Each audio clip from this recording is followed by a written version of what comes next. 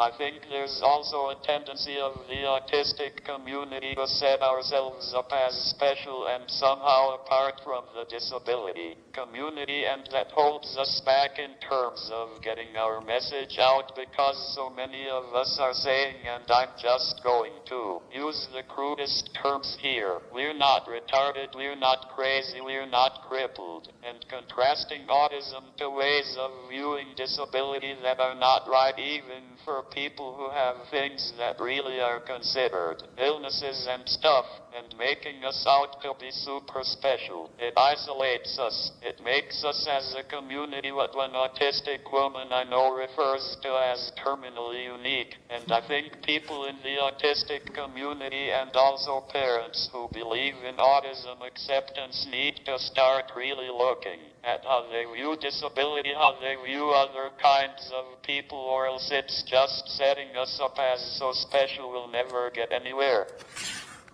That's it.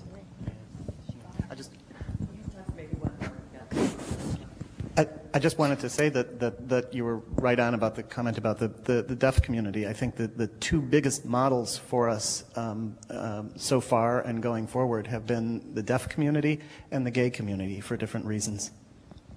And before that, blacks and women and every group back through history who has been set apart and stigmatized and treated under the medical model, you know, in the same way. I mean, I don't see this as a fundamentally different issue than has been addressed, you know, for hundreds of years. This is the current one, but you know, I don't see it as all that different.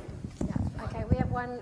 I do see it as very fundamentally different, though, in the respect that I can somehow I do see it as very different than other issues with, as you spoke of, the deaf community, the gay community, and that is a community where I can, in one way or another, certainly not fully, but imagine what that would be like. It's a scenario that I can relate to, you know, in the same way disabled veterans who have lost a limb.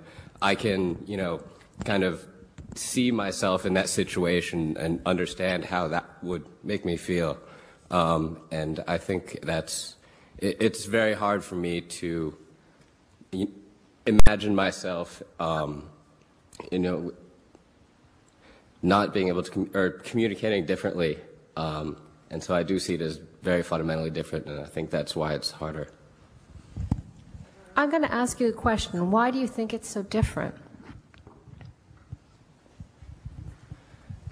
I think what you're getting at is, I'm not trying to imply any kind of judgment in that, sorry.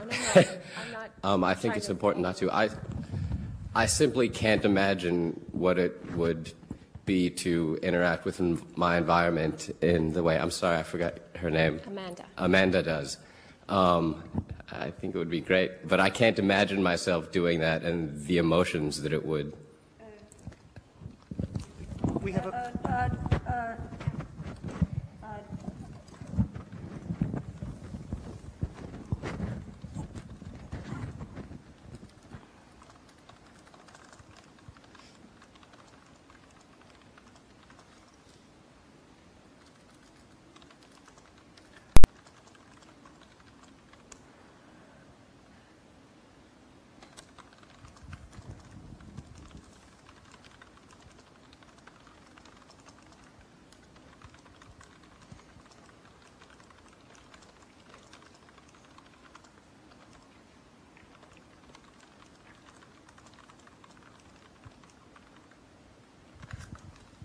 Dave Hicksberger says that putting yourself into the head of a person who is extremely, extremely different from you is, and I quote, like masturbation but without the stickiness. It is a fun exercise, but all it does is make you imagining what it is like to be yourself inside of them. What you have to do is learn what someone else is like and step out of the way and stop trying to put yourself in their shoes and see them in their shoes.